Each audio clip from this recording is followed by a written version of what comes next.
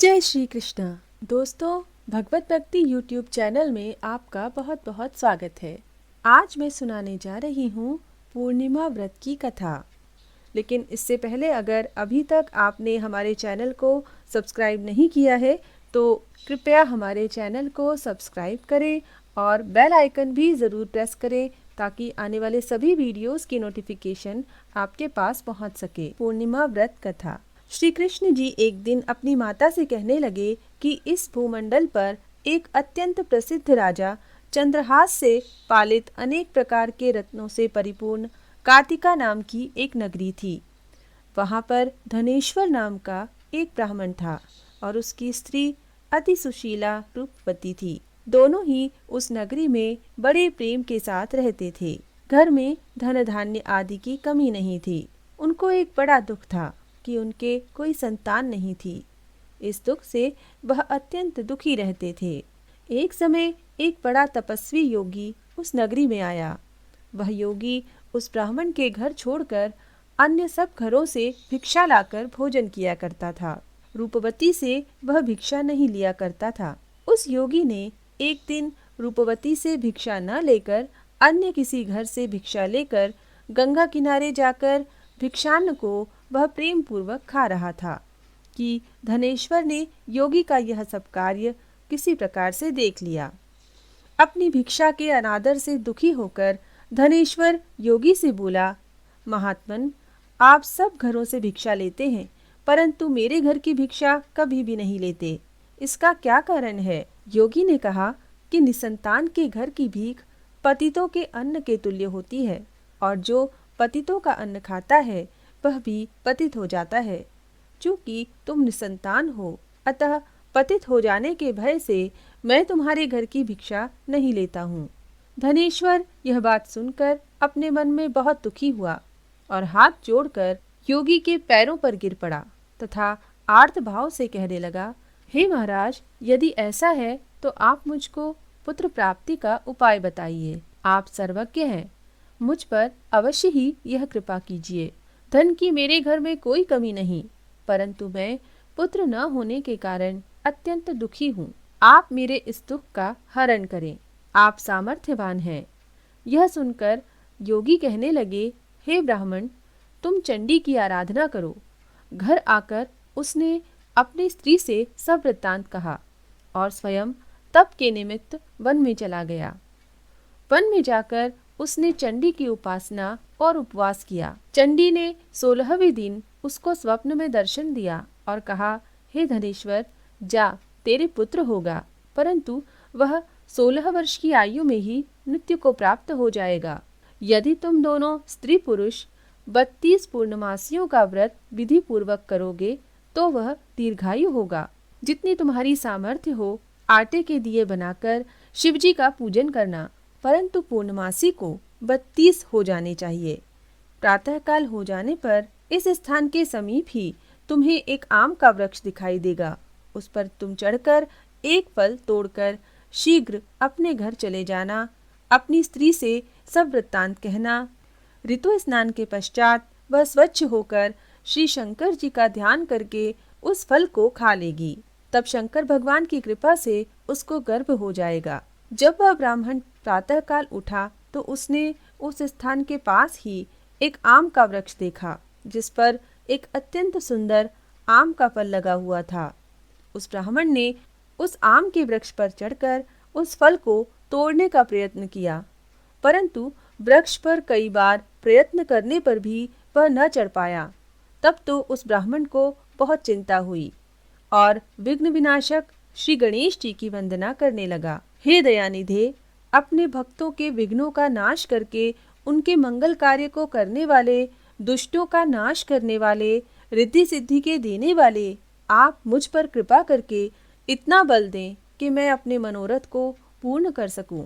इस प्रकार गणेश जी की प्रार्थना करने पर उनकी कृपा से धनेश्वर वृक्ष पर चढ़ गया और उसने एक अति सुंदर आम का फल देखा। उसने विचार किया कि जो वरदान से फल मिला था वह यह है और कोई फल दिखाई नहीं देता। उस धनेश्वर ब्राह्मण ने जल्दी से उस फल को तोड़कर अपनी स्त्री को लाकर दिया। उसकी स्त्री ने अपने पति के कथनानुसार उस फल को खा लिया और वह गर्भवती हो गई। देवी जी की असीम कृपा से उसे एक अत्यंत सुंदर पुत्र उत्पन्न हुआ, जिसका नाम उन्होंने देवीदास रखा। माता पिता के हर्ष और शोक के साथ वह बालक शुक्ल पक्ष के चंद्रमा की भांति अपने पिता के घर में बढ़ने लगा। भवानी की कृपा से वह बालक बहुत ही सुंदर, सुशील और विद्या पढ़ने में बहुत ही निपुण हो गया था।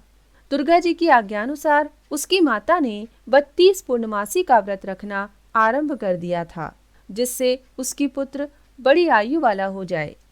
16वां वर्ष लगते ही देवीदास के माता पिता को बड़ी चिंता हो गई कि कहीं उनके पुत्र की इस वर्ष मृत्यु न हो जाए।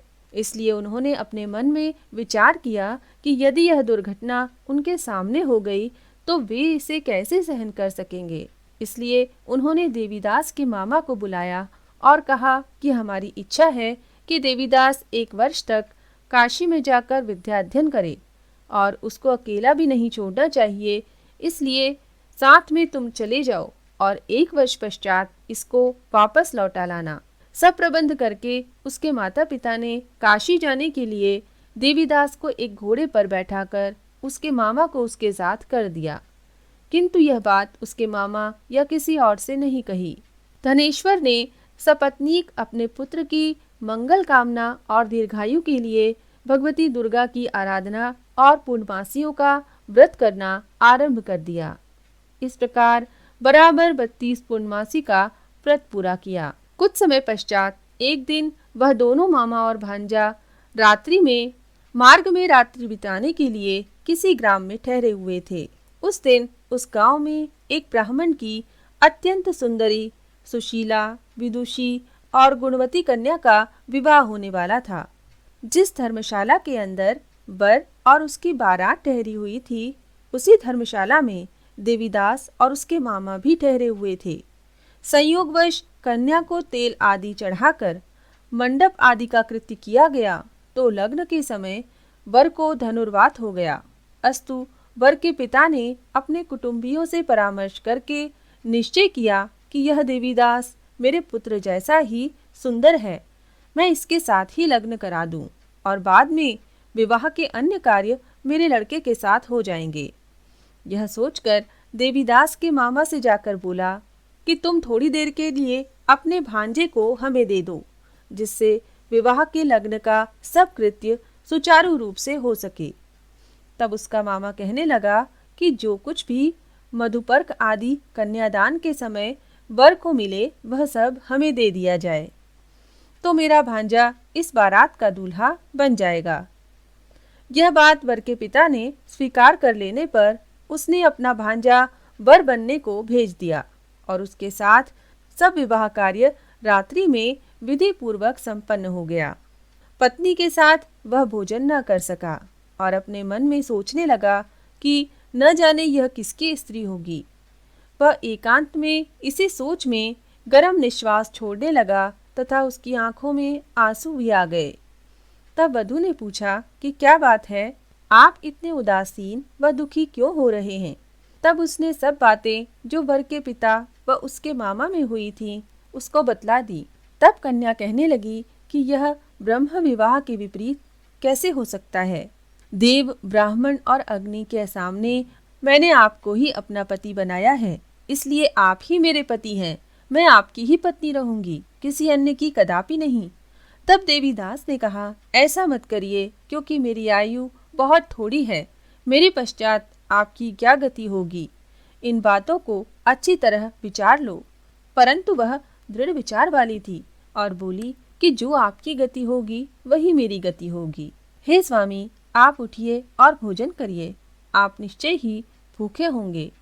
इसके बाद देवीदास और उसकी पत्नी दोनों ने भोजन किया तथा शेष रात्रि वे सोते रहे। प्रातःकाल देवीदास ने अपनी पत्नी को 3 नगों से जड़ी हुई एक अंगूठी दी, एक रुमाल दिया और बोला, हे प्रिय, इसे लो और संकेत समझकर स्थिर चित्त हो जाओ। मेरा मरण और जीवन जानने के लिए एक पुष्पवाटिका बना लो, उसमें सुगंध वाली एक नव मल्लिका लगा लो और प्रतिदिन उसको जल से सींचा करो और आनंद के साथ खेलो कूदो और उत्सव मनाओ। जिस दिन और जिस समय मेरा प्राणांत होगा ये फूल सूख जाएंगे, और जब ये फिर हरे हो जाएं तो जान लेना कि मैं जीवित हूँ। यह बात निश्चय करके समझ लेना, इसमें कोई संशय नहीं है। यह समझाकर वह चला गया। प्रातःकाल ही वहां पर गाजे बाजे बजने लगे, और जिस समय विवाह के कार्य समाप्त करने के लिए वर तथा सब बाराती मंडप में आए तो कन्या ने वर को भली प्रकार से देखकर अपने माता पिता से कहा कि यह मेरा पति नहीं है, मेरा पति वही है जिसके साथ रात्रि में मेरा पाणी ग्रहण हुआ था। मेरा विवाह इसके साथ नहीं हुआ है। यदि यह वही है तो बताए कि मैंने इसको क्या दिया। मधुपर्क और कन्यादान के समय जो मैंने भूषण आदि दिए थे उन्हें दिखाए, तथा रात में मैंने क्या गुप्त बातें कही थी वह सब सुनाए। पिता ने उसके कथनानुसार वर को बुलवाया। कन्या की सब बातें सुनकर वह कहने लगा कि मैं कुछ नहीं जानता। इसके पश्चात लज्जित होकर अपना सा मुंह लेकर चला गया, और सारी बारात भी अपमानित होकर वहां से लौट गई। श्री कृष्ण भगवान बोले, हे माता, इस प्रकार देवीदास काशी विद्याध्ययन के लिए चला गया। जब कुछ समय बीत गया तो काल से प्रेरित होकर एक सर्प रात्रि के समय उसको डसने के लिए वहां पर आया। उस विषधर के प्रभाव से उसके शयन का स्थान चारों ओर से विष की ज्वाला से विषैला हो गया, परंतु व्रतराज के प्रभाव से उसको काटने न पाया, क्योंकि पहले ही उसकी माता ने 32 पूर्णिमा का व्रत कर रखा था। इसके बाद मध्याह्न के समय स्वयं काल वहां पर आया और उसके शरीर से उसके प्राणों को निकालने का प्रयत्न करने लगा, जिससे वह मूर्छित होकर पृथ्वी पर गिर पड़ा। भगवान की कृपा से उसी समय पार्वती जी के साथ श्री शंकर जी वहां पर आ गए। उसको मूर्छित दशा में देखकर पार्वती जी ने भगवान शंकर से प्रार्थना की कि हे महाराज, इस बालक की माता ने पहले 32 पूर्णिमा का व्रत किया था, जिसके प्रभाव से हे भगवान आप इसे प्राणदान दें। भवानी के कहने पर भक्त वत्सल भगवान श्री शिव जी ने उसको प्राणदान दे दिया। इस व्रत के प्रभाव से काल को भी पीछे हटना पड़ा और देवीदास स्वस्थ होकर बैठ गया। उधर उसकी स्त्री उसके काल की प्रतीक्षा किया करती थी। जब उसने देखा कि उसके पुष्प वाटिका में पत्र पुष्प कुछ भी नहीं रहे तो उसको अत्यंत आश्चर्य हुआ, और जब वह वैसे ही हरी भरी हो गई तो वह जान गई कि वह जीवित हो गए हैं। यह देखकर वह बहुत प्रसन्न मन से अपने पिता से कहने लगी कि पिताजी, मेरे पति जीवित हैं, आप उनको ढूंढिए। जब 16वां वर्ष व्यतीत हो गया तो देवीदास भी अपने मामा के साथ काशी से चल दिया। इधर उसके ससुर उसको ढूंढने के लिए अपने घर से जाने ही वाले थे कि वह दोनों मामा भांजा वहां पर आ गए। उसको आया देखकर उसका ससुर बड़ी प्रसन्नता से अपने घर ले आया। उस समय नगर के निवासी भी वहां इकट्ठे हो गए और सबने निश्चय किया कि अवश्य ही इसी बालक के साथ कन्या का विवाह हुआ था। जब बालक को कन्या ने देखा तो पहचान लिया और कहा कि यह वही है जो संकेत करके गया था। तदुपरांत सभी कहने लगे कि भला हुआ जो यह आ गया, और सब नगरवासियों ने आनंद मनाया। श्री कृष्ण जी कहने लगे, इस प्रकार धनेश्वर 32 पूर्णिमाओं के प्रभाव से पुत्रवान हो गया। जो भी स्त्रियां इस व्रत को करती हैं वे जन्म जन्मांतर में वैधव्य का दुख नहीं भोगती और सदैव सौभाग्यवती रहती हैं। यह मेरा वचन है, इसमें कोई संदेह नहीं है। यह व्रत पुत्र पौत्रों को देने वाला तथा संपूर्ण मनोकामनाओं को पूर्ण करने वाला है।